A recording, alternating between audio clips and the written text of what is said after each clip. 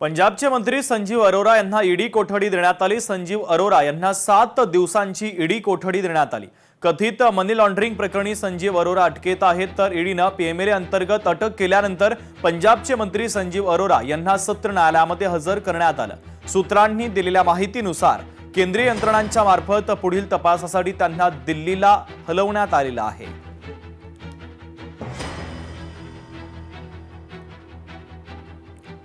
प्रेम विवाहानंतर विवाहितेचा छळ करण्यात आला। पतीसह चौघांवर पोलिसांनी गुन्हा दाखल केलाय। मुकुंदवाडी पोलीस ठाण्यामध्ये हा गुन्हा दाखल करण्यात आला।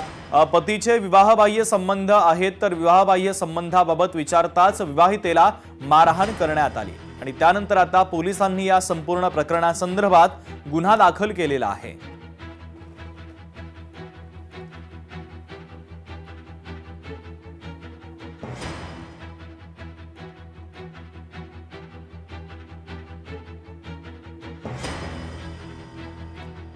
पुढची महत्त्वाची बातमी आपण पाहूयात। बुलढाण्यामध्ये शेगाव ते पंढरपूर पालखी मार्गावर तडे पडलेत। कोट्यवधी रुपये खर्च करून देखील मार्गाची दुरावस्था झाल्याचं पाहायला मिळतंय, तर जानेफळ ते मेहकर परिसरात पालखी मार्गाच्या मधोमध मोठमोठे तडे पडलेले आहेत। तर या रस्त्याच्या गुणवत्तेसंदर्भात आता अनेक प्रश्न उपस्थित केले जात आहेत।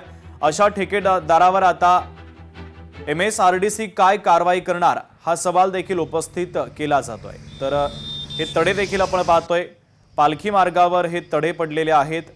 कोट्यवधी रुपये खर्च करण्यात आले, मात्र तरी देखील या रस्त्यावरती तडे पडलेले आहेत।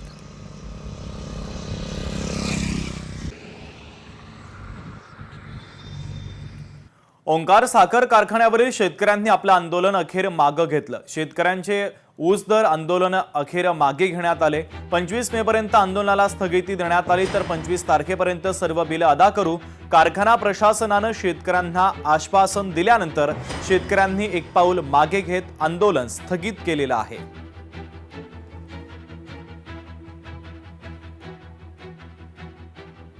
या आंदोलनाच्या आक्रमकतेची चुणूक दाखवताच थोडेसे अडवेळ घेणारं प्रशासन, शेतकऱ्यांना थोडंसं भावनिक बनवणारं, त्यांना थोडंसं वेगळ्या मार्गाने घेऊन जाणारं कारखाना प्रशासनाच्या लक्षात आलं आणि त्यांनी आपले सगळे षडयंत्र बाजूला सोडून आज आपल्या या सगळ्या शेतकऱ्यांच्या एकजुटीला लेखी प्रमाणामध्ये आश्वासन दिलेलं आहे आणि उद्याच्या 25 तारखेपर्यंत 2950 रुपयाप्रमाणे उर्वरित रक्कम टाकण्याचं लेखी वचन आपल्याला त्यांनी दिलेलं आहे आणि त्यामुळे आजचं हे आंदोलन आपण सगळे मिळून तात्पुरतं स्थगित करतोय। अमरावतीमध्ये मेडिकल कॉलेजच्या जागेवरून आता वाद उफाळून आलाय। मेडिकल कॉलेज अमरावती शहराच्या बाहेर नको, अमरावतीमधील नागरिकांनी मागणी केलेली आहे।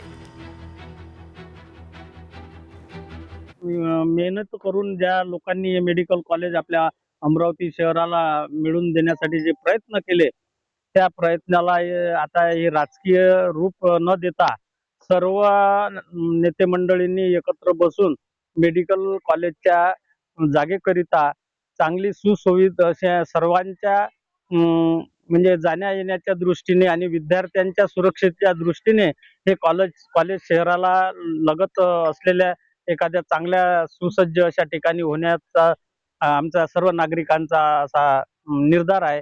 हे मेडिकल कॉलेजची जागा हे शहराच्या लगत असलेली पाहिजे आणि एक जागा आमच्या लक्षात आहे अशी राडगाव चौक ते ITI रस्ता, त्या रस्त्यावर जागा उपलब्ध करून देऊ शकते संजय भाऊ, असं आमचं म्हणणं आहे।